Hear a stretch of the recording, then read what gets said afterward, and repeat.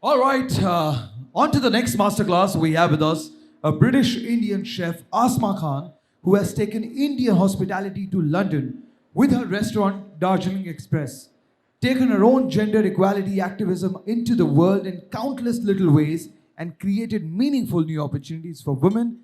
Give a huge round of applause for Chef Asma Khan.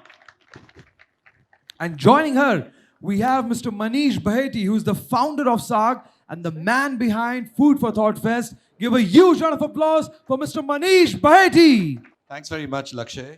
It's a beautiful winter day in Delhi, and this is day 2 of the Food for Thought Fest.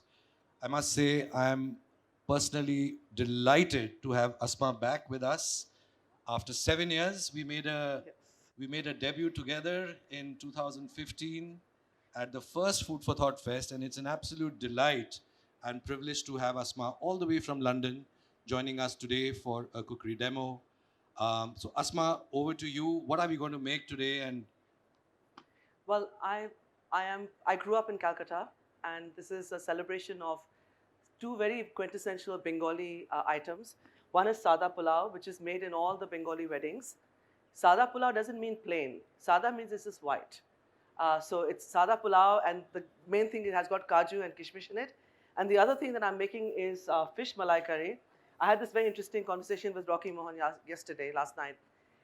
Everyone thinks, including a lot of Bengalis, that it's malai as in cream, malai curry. It's not. It is actually one of the only dishes made in Bengal with coconut milk. And this is the curry of Malaya. So when slavery was banned during colonial times, of course the British were not going to pay Indians to work for them. They took indentured laborers from Bihar and Bengal, very poor areas. This dish for me, very ironic that I'm making it today, is a dish about resilience, that the show must go on, because basically these are the men who survived slavery, the conditions of building railways in Malaya. They came back after paying their bond for 10 years to the British. This was made by them. Somehow in the midst of time, this whole origin of the dish was lost. So this is not Malai, because in Bengali there's no word called Malai. It's a Hindi word. So this is the curry from Malaya. It's got coconut milk in it, because all other fish dishes made in Bengal have got basically two things: green chilies and mustard.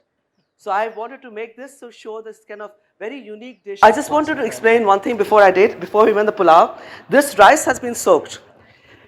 And one of the things that rice has a very bad reputation, not because I'm saying Bengali, but honestly, the fact that rice is always seen as starchy and thing, the mistake is the way the rice is made. So this is rice that has not been soaked. I'm just going to add some water. I want to show you all, because people do this for other things, but they never think of doing this for rice. Never ever shake the rice around. Move the rice in one direction, as if you are making cake, okay? One of the reasons why it's so logical, if I'm going to shake the rice around, the two ends, which are the most delicate bits, are going to break. Can I see it? No. That's going to become the glue in my rice. So do not shake it, and do not put it under running water. And I'll tell you one thing, Bengali housewives do this instinctively, but because of the status of women in cooking, which I often talk about, they never teach this in culinary school, because no boy was standing there while his mother made rice, I can tell you that. So first you move the rice very gently in one direction. Now you see how the rice is so cloud. Take the time to keep washing. Keep washing till it's clear. The other thing is, if you soak the rice, what happens is, when all of us drop our phones, they say put it in a bag of dry rice, because rice is porous. Now what I'm doing is I'm soaking this rice, and it is going to become fat. It's going to absorb the water. It cuts the cooking time to 1/10. Because then when I put it in boiling water, again that minimizes the amount of starch that's been released. And people make pasta and they feel scared to throw rice. Just because that's a Gora thing, they think it's very cool. And rice is RP, so oh, I'm going to burn my hand. You will not burn your hand. Do you ever burn your hand doing pasta? No. Do not use the absorption method. So if you're making boiled rice, if you boil it, all this water gets thrown out. No one dies from making pasta, no one will die making rice, okay? So that's my thing. So I'm just making the base of the sada pulao. Usually Bengalis would not waste money by putting ghee in pulao, but as it's here, I'm using it. Does this work or this is just not going to work? Okay. Where's the fish? I can marinate the fish. Okay. So while that is heating up, the fish has been marinated, and what is very important with all Bengali fish is you use turmeric and salt, and this is not used for style and for color. This is purification, because the bacteria that is on the skin of the fish, so you will always find in all versions of many kinds of fish dishes, and always all the dishes in Bengal. So we're just adding the haldi and the thing and leaving it for a bit. Don't leave it for too long, because the salt will then start dragging out the moisture. That's quite important that you don't do that. So basically I'm infusing flavors into the oil, and the next thing that goes in, and I need the kaju.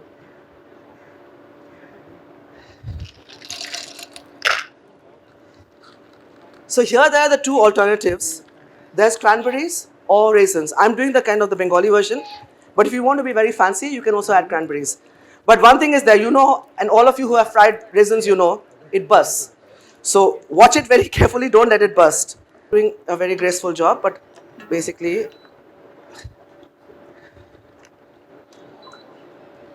so this is very unique to Indian cooking. We all do it without, I'll have some pears. We all do it without really being conscious, you know, what we are doing. But this layering of in the oil, and also the tempering, so it happens on both sides. Happens at the end of the dish, it happens at the beginning of the dish, is something very, very unique to us. Not everybody does this. And actually adds, it gives enormous flavor. I need a bit more ghee now. So you can see I'm building up basically the base for the piyaz. The soaked rice that is there, I'll add that, and the water, the salt, and that's it. So it's straightforward pulao. It would be taste very nice, but I think we can't wait for that. So, you know, here are all the flavors which are all going to go back in. And one thing I need to point out to you, you all don't have this problem over here, but you do have it in the West, where people use the wrong cinnamon to make pulao. It should be the kasya bag, not cinnamon, not the curly one. That is used for kheer and sweets. Use the kasya bag because you need that slight earthiness when you make pulaus. So the fish is just being sealed. The reason why we seal the fish is that you actually hold the moisture inside. It also gives it a nice finish and a look, but you're not going to cook it because the fish is going to go back in the gravy. The worst thing is overcooked fish or thing. You can use this for prawns, scallops, you can use it to make lobsters. This is the classic kind of. Okay, so what I'm going to do is I'm going to use this for the fish. So I'll take this out when it's ready. So she's just going to put it in, she's going to seal it and take it out. Then in the same oil, which will now have that lovely fish aroma, but kind of cooked out, we're going to add the onions, then the garlic and ginger, tomato puree, and then we'll put the fish back and cook it again. And then, of course, the coconut milk. Where's the coconut? Oh, yes. She's so clever. Like, last night she helped me. We had a big dinner last night. Asma, Yeah. what is the importance of mustard oil in Bengali cuisine? We find it being used a lot. Yeah, the thing is that I have a theory. How many Bengalis are here? Can I say it? I can say it. Any Bengalis here? No. Bengalis are basically lazy people, huh?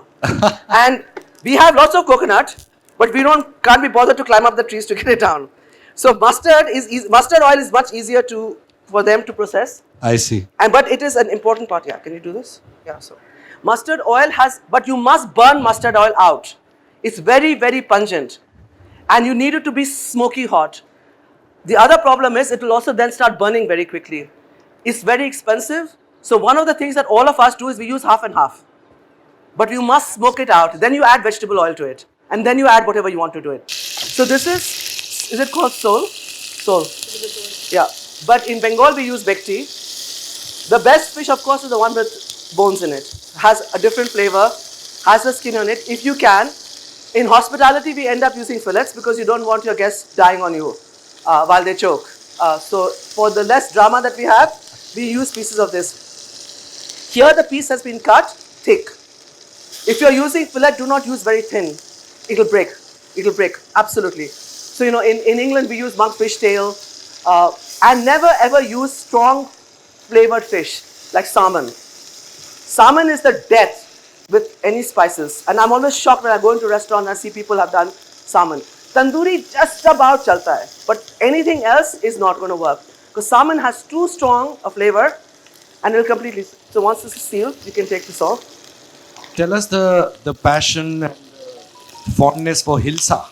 Yes. What is the story with hilsa and Bengalis? I think Bengalis are a sucker for punishment. Their hilsa has very tiny bones which are curved, very, very thin. But they will eat it with great pride. It's also something that is very seasonal. Of course, there's too much overfishing. So now a lot of the hilsa that you get in London as well that comes in frozen, also in India, is from Burma. Because in Bangladesh, you get actually the best hilsa. Yeah, I thought it was Bangladesh. Yeah. Bangladesh, you get the absolutely best hilsa. Right. It cannot be compared. Hilsa, poorest quality is in India. And hilsa is something that people, okay, so now, people actually really wait for the whole season to come. Yeah, just lower it a bit. But I personally think that it's one of the most beautiful fish. You have a version of this fish also in Karachi. And we eat with our hands. There's no reason why we should be scared of bones. It's very difficult if you're eating with a fork. Obviously, you can't. So, but I think that hilsa, and I make hilsa pulao. I was about to ask, what is your favorite hilsa preparation? The hilsa pulao. Hilsa pulao. Wow. So it's rice cooked with hilsa. It's just so good. I know there's fish biryani where there's fish biryani, especially Mopla area. You have fish biryani, but nothing like hilsa pulao. Right. So I'm adding back the fried onions. I'm building up the gravy, the base for my fish. I need adrak lasan.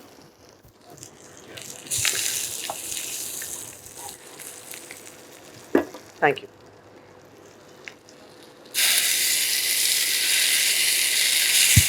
Always cook out your adrak lasan because you go into places and you can actually taste the rawness. It's just a little bit, and now haldi goes in. Also, always cook out your haldi. I need chilies. Yeah, no? Okay. Green chili bhi chahiye. You all can smell it, right?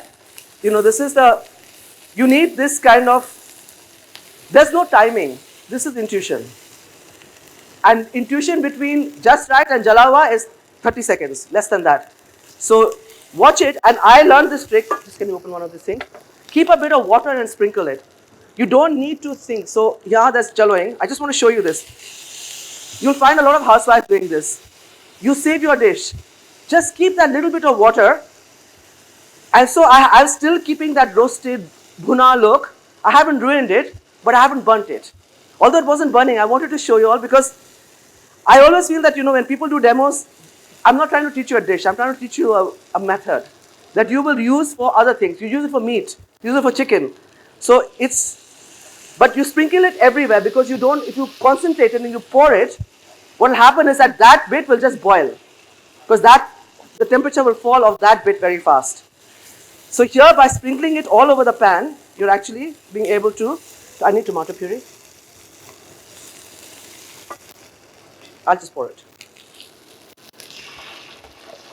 You make cooking look so easy, Asma. Effortless. This is I spoke about this just last night Right. At Claridge's, which is that one of the reasons why we are in a situation where I am the only all-female Indian kitchen at the price point where I am in the world is because women make cooking look effortless and men do drama. I think the thing is that you always expect your mother, dadi, irrespective of who comes, that they'll so effortlessly they manage to do it. This is why no one wants to pay us, because it is almost seen as part of our service to the family. And in every family, women will eat last, girls will eat least. And I don't have a problem, I would have wanted all the men in my family to eat first. But today we are in that situation where in every home, from Afghanistan to Sri Lanka, a matriarch is in charge of the food. In every restaurant, which is middle level, upper level, men are in charge. I don't have a problem, but they must give us space on the stage. And for this, Manish, I'm grateful that you called me. We need to have space on the stage for home cooks, for women in their 50s and 40s. I don't have any certificate. I want to show up, I can say I have a PhD. I don't have a chef certificate. I do not call myself a chef. When I have to describe myself, I say I'm a home cook. And the thing is that we have this saying in our culture, "Ghar ki murgi dal barabar." They're not talking about the chicken and the dal, they're talking about me. So when the home cook is making murgi, it's the same level as lentils. This is our culture. It's very patriarchal. All of you young people, men and boys who are here, boys, girls, you all can be the change. Do not allow this notion that when the woman cooks, it is less elaborated, it's less sophisticated. I have a theory. You can see how popular I am in England. I'm the most controversial chef because I'm unafraid. And also I'm Rajput, so I don't care. Well said. Can you increase the volume, increase it a bit? Full? Can you make it more? Is that okay? So this is now going to be the base. I need namak. And is there chini over here? Brown sugar. Hoi hoi. Of You course, know- all Bengalis like Gujaratis. We always put a touch of sugar, huh? It's very important. Otherwise, the food is not complete. It's So now like put the fish back. when you add salt to the caramel ice cream, it actually brings out the flavor. Yeah. Put it back. So remember that this is why you didn't cook the fish too much. Now I'm just turning it round, each one, and I need the coconut milk poured on it. So sorry there's no rice, but then it was too difficult to try and do the rice at the same time. But you all know how to make the rice, right? I showed you how, the most important thing is how to minimize the starch on the rice. Okay, can you add the coconut milk, please? The aroma, I can smell it here. It's Bas. amazing fragrance So of. it has this lovely marbled effect. And can you just increase it? Oh, it's gone down because of the. I need a spoon to taste it. So this is the thing. This is why it's not like normal Bengali fish curry, which is normally very light. It's called a jhol, or it is, with mustard. But I need to. Is there green chilies? Yeah. Yes. Thank you. And I cooked in real time. So if people think that they don't have time to cook, and you will call your Swiggy or whatever guys to come and deliver, please don't do this. You have the time to cook, and you have the time to cook. We are blessed to have the most beautiful ingredients in this country. So there it is. See, it has this lovely, very pale orange color. Beautiful orange color, and I mean, if only you could get the aroma through the video, you would realize that it's just incredible how it's come together in 15 minutes flat. Yeah, and the thing is that this is It's your magic, Asma. I don't think anyone can do it as efficiently as this. So you have here the fish malai curry. Any other seafood can be made. You know that. It's very simple. Any kind of seafood. Just replace the fish with that. The base of that, this, I don't know whether you can share it with everybody on the site, but this is going to be available. Please find it. It's also free on the internet. You just look Asma Khan's malai curry and make it. No, Thank we'll you. of course put it on side. Yeah, Absolutely. and the sada pulao as well, which I didn't complete, but they all saw the steps. Yes, that's fine. That's fine. So here it is. I don't know. So we are now going to be inviting a few lucky of you to come on stage and taste Chef Asma Khan's malai curry. But thank you very much, Asma. It's been such a pleasure. What can we say? Thank you very This is much. one of the high points of Food for Thought Fest 2022. I'm so A big glad I got round an of opportunity. applause, Thank you very everybody. much. Thank you. Thank you. Thank you. Thank you.